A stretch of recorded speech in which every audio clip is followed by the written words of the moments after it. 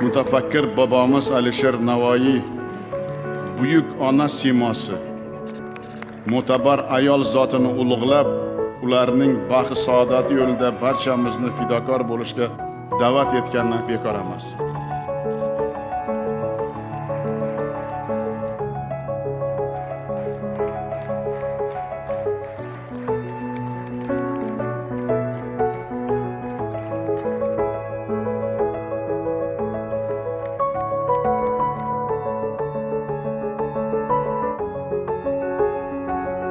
Mehr-oqibat, oliyjanoblik, muhabbat va sadoqat kabi yuksak insoniy qadriyatlarni kamol toptirishda, oila qo'rg'onini mustahkamlashda sizlarning xizmatingizni hech narsa bilan qiyoslab bo'lmaydi.